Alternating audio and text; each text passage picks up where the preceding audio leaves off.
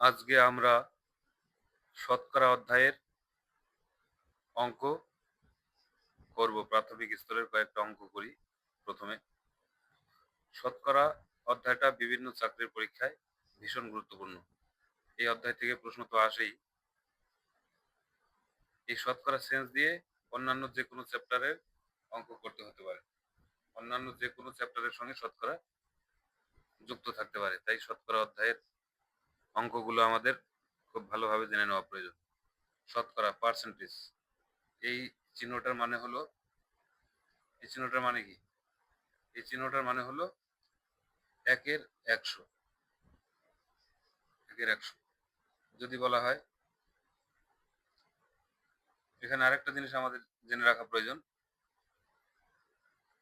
শতকরাকে যদি ভগ্নাংশে পরিণত করতে বলে, দেখা গেল 5%, 5% একটা সংখ্যা দিল, এটাকে যদি ভগ্নাংশে পরিণত করতে বলে, তাহলে আমরা কি করব? 100 দিয়ে ভাগ করব, অর্থাৎ 5/100 সমান সমান 1/20। এটা হবে উত্তর। এখানে কোনো পার্সেন্টেজ বলবেন। অনুরূপ ভাবে একের পাঁচ ধরা যাক, দুইয়ের পাঁচ, দুইয়ের পাঁচ ধরা যাক, দুইয়ের পাঁচ এই ভগ্নাংশকে যদি আমরা শতকরায় পরিণত করি, তাহলে আবার 100 দিয়ে গুণ করতে হবে। যদি বলে 2 এর 5 ভগ্নাংশকে শতকরায় পরিণত করো, তাহলে কি হবে? 100 দিয়ে গুণ দিব। 2 এর 5 ইন্টু 100 কি হয়? 5 কুড়িতে 100, কুড়ি দুগুণি 40। এখানে হবে পার্সেন্টেজ, যেহেতু শতকরায় পরিণত করতে বলছে। আগেরটায় পার্সেন্টেজ হবে না, এখানে ভগ্নাংশে পরিণত করতে বলছিল। এই সেন্সের উপরে অনেক পরীক্ষায় দুটো একটা প্রশ্ন অনেক সময় চলে আসে। যাই হোক, আমাদের 1 নম্বর প্রশ্ন, এটা ডাব্লিউবিপি কনস্টেবল পরীক্ষা 2006-এ এসেছিল। কত সহজ একটা প্রশ্ন, এক নিমেষে আমরা করে ফেলতে পারি এই সেন্সটা জানা থাকলে। এখানে কি বলা আছে? 0.5%কে দশমিকে প্রকাশ করলে মান কত হবে? 0.5%, 0.5%, একে দশমিকে প্রকাশ করতে বলছে। আগে এই 0.5কে দশমিকটা আগে তুলে লিখি। 5 বাই একটা এক, একটা শূন্য, এটাকে কি করতে হবে? দশমিকে প্রকাশ করতে হবে। আগেই বলছিলাম এই পার্সেন্টেজ চিহ্নের মানে হলো একের একশো, গুণ করব একের একশো দিয়ে, বা ভাগ করব, পার্সেন্টেজকে ভগ্নাংশ পরিণত করতে গেলে ভাগ করতে হয় 100 দিয়ে, বা এই একের একশো দিয়ে গুণ করলেও হবে, একই ব্যাপার। যাই হোক, কি আসে? ইকুয়াল আসে 1000 উপরে 5। তাহলে যেহেতু দশমিক ভগ্নাংশে পরিণত করতে বলছে, তাই আমরা আর কাটাকাটি করছি না। কি করব?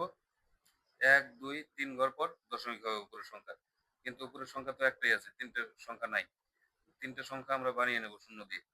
শূন্য শূন্য, তাহলে কি হলো? একটা দুটো তিনটে শূন্য, 1 2 3 ঘর পর একটা দশমিক পড়বে, এখানে একটা শূন্য হবে। এটাই হবে উত্তর। যদি 5%কে দশমিকে প্রকাশ করতে বলে, তাহলে হবে 0.005, অর্থাৎ দশমিক তুলে আগে লিখলাম 5/10 ইন্টু, ওই যে প্রথমে বললাম শতকরাকে ভগ্নাংশে পরিণত করলে 100 দিয়ে ভাগ করতে হবে, অথবা এই নীতিটা কাজে খাটাতে হবে। পার্সেন্টেজের মান হলো একের একশো। এখান থেকে আমরা পেলাম 0.005, এটাই হবে উত্তর। কত নম্বর অপশনে আছে? এ নম্বর অপশনে আছে, এ নম্বর অপশনে আছে, এটাই হবে উত্তর। পরবর্তী প্রশ্নটা কি আছে দেখি। বেসিক স্তরের অঙ্ক সব। 2 নম্বর, 2 নম্বরে বলা আছে 3-এর 5% সমান কত? 3-এর 5% ইকুয়াল টু কত? তাহলে দশমিক পার্সেন্টেজ থেকে শতকরাকে যদি ভগ্নাংশে পরিণত করি, 100 দিয়ে ভাগ করব আমরা, 100 দিয়ে ভাগ করব। তাহলে কি হয়, 3/5 ইন্টু ভাগ, নিচে 100 বসিয়ে দিলাম একবারে, কি হয় 3/500। এবার যদি কি করতে বলছে, কত, যে অপশনগুলো আছে তাতে আমাদের ভাগ করতে হবে। 3 কে 500 দিয়ে যদি ভাগ দিই, দশমিক দিয়ে একটা শূন্য নিলাম, যায় না, একটা শূন্য দিয়ে একটা শূন্য নিলাম, তবুও যায় না, আরেকটা শূন্য দিয়ে আরেকটা শূন্য নিলাম, তাহলে কত হলো, 30,000। কয়বার যাবে, 3,000, 5 6, 6বার দিলে 3,000।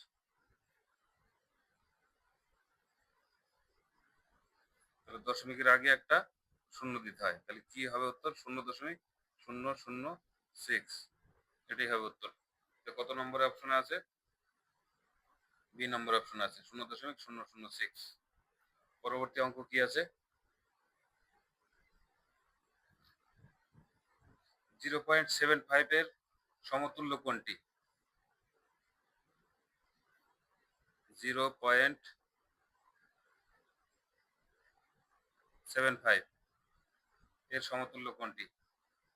এখানে দেখা যাচ্ছে, অপশন দেখে বোঝা যাচ্ছে যে ওটাকে পার্সেন্টেজে পরিণত করছে।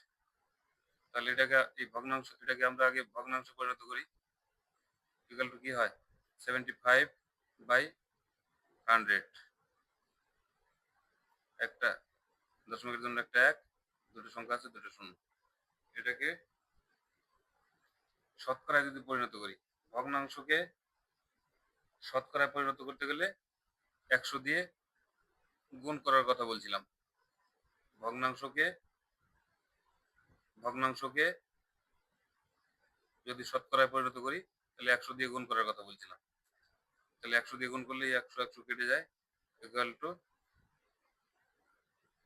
75%।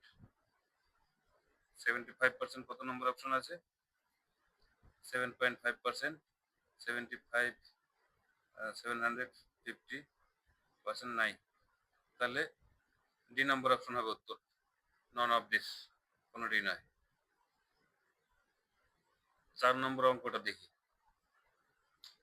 4 নম্বর অঙ্কটা 4 নম্বর অঙ্কটা কি বলা আছে, 4 নম্বরে দুটো নম্বর ভুল করে রয়েছে, 30 নম্বরে রয়েছে ভুল করে। যাই হোক, এ এর বেতন বি এর তুলনায় 20% কম, বি এর সঙ্গে তুলনা করছে, বি বি এর সঙ্গে তুলনা করছে, বি যদি 100 হয় তাহলে এ হবে 80, এরকম কম, এবং বি এর বেতন সি এর তুলনায় 20% কম। তাহলে এই ধরনের অঙ্ক করতে গেলে আমরা এ বি সি ডি নিজ দিক থেকে করব। এ বি সি, সিটাকে, এ ধরনের অঙ্ক আসলে সিটাকে আগে ধরবো। সি যদি 100 হয় তাহলে বি হবে 80, কারণ বি এর বেতন সি এর তুলনায় 20% কম বলা আছে। বি এর বেতন সি এর তুলনায় 20% কম বলা আছে। বি এর বেতন সি এর তুলনায় 20% কম, তাহলে সি এর সঙ্গে তুলনা করছে, সি এর যদি 100 হয় তাহলে বি এর হবে 20% কম, মানে 100 থেকে 20 কম হলে 80 হয়।